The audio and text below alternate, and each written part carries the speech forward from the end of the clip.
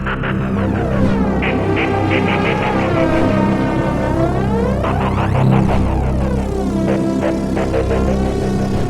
मैं हूं श्रुति राग और आप देख रहे हैं भारत एक्सप्रेस।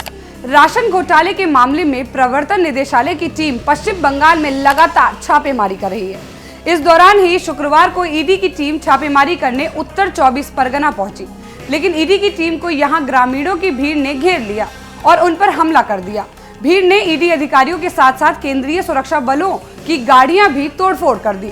ईडी की टीम पर हमले का यह मामला उत्तर 24 परगना जिले के संदेशकली गांव का है। जांच एजेंसी की टीम यहां राशन घोटाले के केस में टीएमसी नेता एसके शाहजहां शेख के घर छापेमारी करने पहुंची थी। इस दौरान ही करीब 200 लोगों की भीड़ ने अचानक ईडी की टीम पर धावा बोल दिया। भीड़ ने ईडी अधिकारी और उनके साथ आए केंद्रीय सुरक्षा बलों की गाड़ियों में तोड़फोड़ की। हालांकि इस हमले के बाद टीएमसी नेता एसके शाहजहां को गिरफ्तार कर लिया गया है।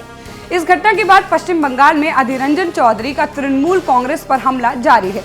सीट बंटवारे को लेकर ममता बनर्जी पर लगातार हमला बोलने वाले अधीर ने अब पश्चिम बंगाल में कानून व्यवस्था पर सवाल उठाते हुए टीएमसी सरकार को घेरा है।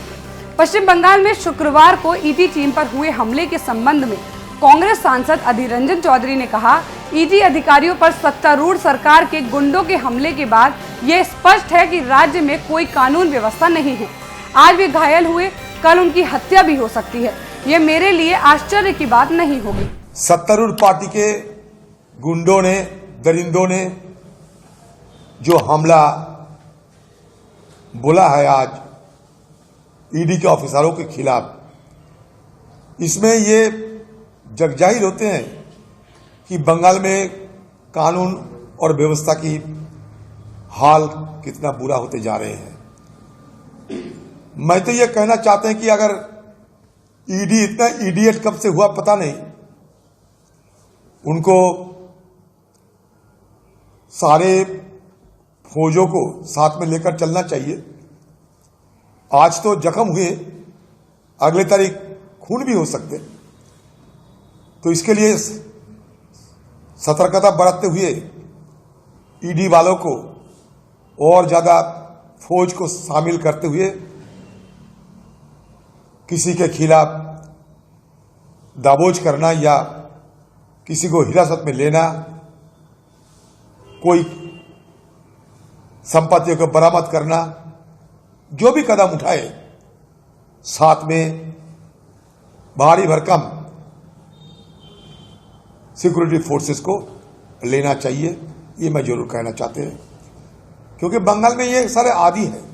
आज जख्मी हुए हैं, कल ईडी वाले अगर खत्म हो जाए, खून हो जाए, तो हमें, मुझ जैसे लोगों के लिए ये अचरज की बात नहीं होगी। वहीं इस मामले पर टीएमसी सांसद शांतनु सेन का कहना है कि केंद्रीय बलों से घिरे केंद्रीय जांच एजेंसी के अधिकारियों ने स्थानीय लोगों को भड़काया, इसलिए लगातार जवाबी प्रतिक्रियाएं होती रही।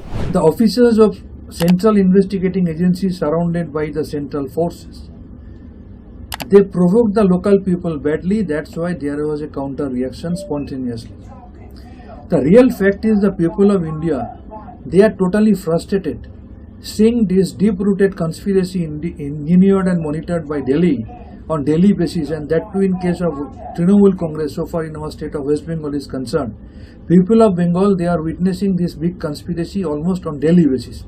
On the contrary, the person who is posting all these stuffs in the social media, he is topping the list of corruption.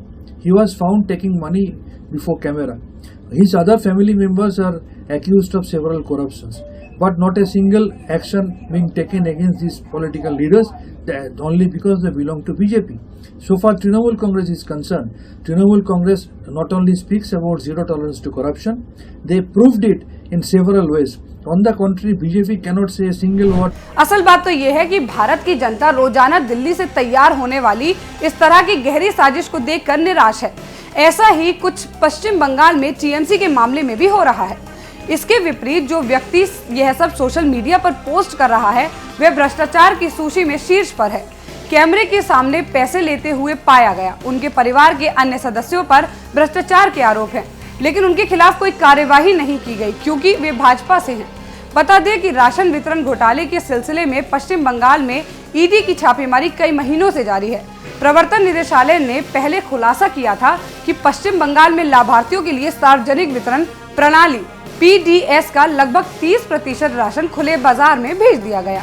जांच एजेंसी ने कहा था कि राशन की कथित चोरी के बाद मिले पैसे मिल मालिकों और PDS वितरकों के बीच बांटी गई।